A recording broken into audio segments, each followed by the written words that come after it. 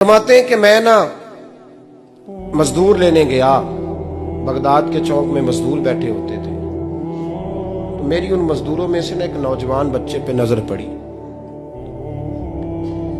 बड़ा कमजोर सा वजूद था, लेकिन चेहरे पर इबादत का निशान था। माथा बताता था कि नमाज का बड़ा ख्याल रखता है। मैं उसके करीब गया। चेहरे भी बड़ा कुछ बताते हैं ना, चेहरों में भी बड़ी रानाई होती है। फरमाते हैं मैं करीब गया, मैंने उसको कहा बेटे मजदूरी करोगे? तो कहने लगा मजदूरों में बैठा हूं तो हुजूर मजदूरी के लिए ही तो बैठा हूं। तो मैंने कहा कि चलो फिर। कहने लगा नहीं, मेरी कुछ शर्तें। मैंने कहा बताओ। कहने लगा पहली शर्त यह है कि लोग 4 दिनार दिहाड़ी लेते हैं, मैं 3 दिनार लूंगा। मैंने कहा यार बे तो बड़ी बेहतरीन है, बाकी भी इस तरह की रख ले। उसने कहा हुजूर दूसरी शर्त यह है कि मैं आपकी मुकम्मल बात मानूंगा, लेकिन जब अजान हो जाएगी फिर आपकी नहीं सुनूंगा। तीसरी बात उसने ये की कि हुजूर मैं आपके घर में काम करूंगा पर आपके किसी सवाल का जवाब नहीं दूंगा।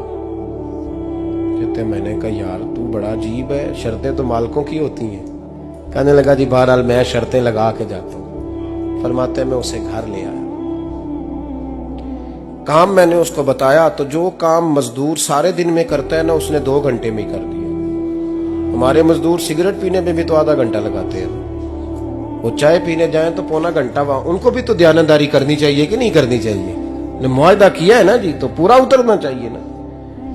कहते 2 घंटे में। अब काम जब बंदा शुरू कराता है तो काम और निकल आता है। कहते काम मैंने उसको और बता दिया, वो करने लगा। उसने मिट्टी निकाल के रखी थी बाहर रास्ते में, तो अजान हो गई जोर की।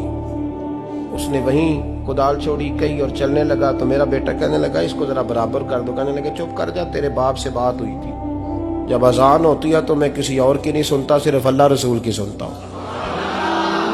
कहते हो मस्जिद चला गया, नमाज पढ़ के आया तो दोपहर का वक्त था। मेरी बीबी कहने लगी इसको को खाना खा ले। कहते हमने कहा खाना खा लो, तो कहने लगा मैंने रोजा रखा, रमजान भी नहीं था, नफली रोजा रखा हुआ। फरमाते हैं शाम हुई, मैंने 3 दिनार दिए, तो मैंने कहा तेरा नाम क्या है? कहने लगा मैंने आपसे कहा था मैं किसी सवाल का जवाब नहीं दूंगा। कहते वो चला गया। अगले दिन मैं फिर लेने गया उसे, काम कुछ और निकल आए, तो लोगों ने बताया वो सिर्फ हफ्ते वाले दिन आता है।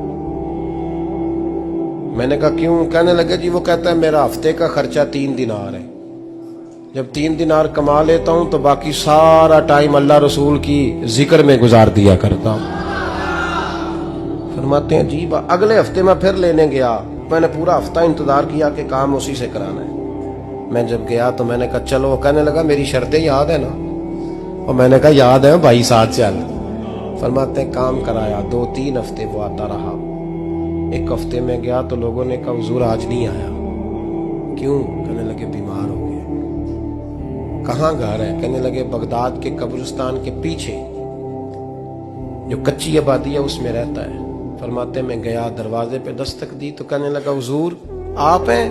दरवाजा खोला है, आ जाइए। फरमाते हैं मैं अंदर गया तो मैंने कहा तुम्हें कैसे पता चला मैं आया हूं? कहने लगा हुजूर अल्लाह वाले हो, आप नहीं आना था, वरना अमीर तो गरीबों का पता लेने कोई नहीं आते। कहते मैं करीब गया तो कहने लगा मैं आपका इंतजार कर रहा था, तेज बुखार है, तप रहा। जेब से कुछ पैसे निकाले। कहने लगा ये पैसे रखने। एक अंगूठी निकाली। कहने लगा हुजूर आज रात को मेरा इंतकाल हो जाएगा, इन पैसों का कफन खरीद के सुबह जनाजा पढ़ के मुझे दफन कर देना, और जब दफन करो तो ये अंगूठी लेके असर के बाद हारून रशीद के पास जाना। आप उसे कहना मैंने मिलना है, पर वो आपको टाइम नहीं देगा। आप उसको आवाज दीजिएगा कि तेरी एक अमानत है मेरे पास, फिर वो आपसे मिलेगा तो अंगूठी दे दे, फिर आप मेरी तरफ से फारिग हैं। हजरत फरमाने लगे तेरा नाम? और कहने लगा हुजूर वक्त थोड़ा है, आज रात मैंने जाना है, बड़ी लंबी माफी मांगनी है रब करीम से, अगर मुनासिब समझे तो मुझे अपने रब से तन्हाई कर दे। फरमाते हैं मैं आ गया, पर उसकी बातों ने मुझे सारी रात सोने नहीं दिया। फरमाते हैं सुबह बड़ी मुश्किल से सूरज निकला, मैं गया, दरवाजे पे हाथ रखा तो दरवाजा खुला हुआ था। अंदर दाखिल हुआ तो खुशबुएं मेरा इस्तकबाल कर रही थी। जब चेहरे से कपड़ा हटाया तो उसका तो इंतकाल हो चुका। इंतकाल हो चुका है, ऐसे है जैसे किसी का दीदार करके सोया। कहते मैं तो 2 आदमी ले गया था जनाजे पे, पर पता नहीं दुनिया किधर किधर से आई, कहां कहां से। अखां जदों मीटियां जमाना मैनू रोवेगा, अपना ते अपना बेगाना मैनू रोवेगा। फरमाते हैं मैं तो 2 बंदे ले गया था, पर पता नहीं मखलूक कहां कहां से आई। जनाजा पड़ा, दफन किया। हारून रशीद के पास में असर के बाद गया, मैंने बुलाना चाहा पर बादशाह था, मेरी तरफ देखा ही नहीं।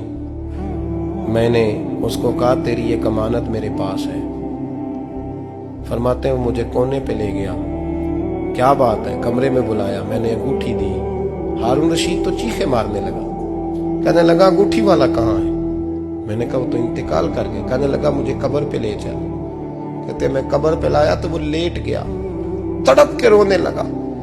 मैंने कहा मेरा कलेजा फट जाएगा, ना उसने कुछ बताया ना तूने बताया, ये कौन था? तो हारून रशीद कहने लगा ये मेरा बेटा था। मैंने कहा तेरा बेटा और मजदूर? कहने लगा हुजूर ये हजरत दाऊद ताई के पास बैठा करता था, उनका मुरीद था, मुझे रोज कहता था अब्बा तूने बड़ी दुनिया इकट्ठी कर ली है, मरते वक्त तुझसे टांगे समेटी नहीं जाएंगी, इतना हिसाब नहीं तू दे सकेगा।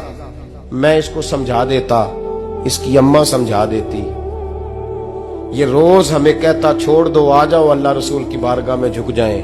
हम समझ। एक दिन ये चला गया, कहने लगा फिर तुम्हारा रास्ता और है और मेरा रास्ता और है। ये सोने की अंगूठी गलती से इसके पास रह गई, गलती से हीरे की अंगूठी चली गई।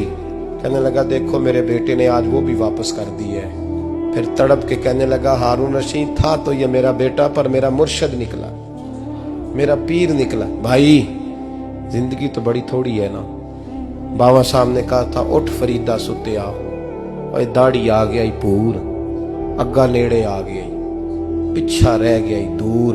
उठ फरीदा सुत्या खलकत वेखन जा, मते कोई मिल जाई बख्शिया ते तू ही बख्शिया जा। उठ फरीदा सुत्या झाड़ू दे मसीत, तू सुते रब जागदा, तेरी डाडे नाल परीत। मेरा रब हमें भी अपनी बारगाह में कबूल फरमा।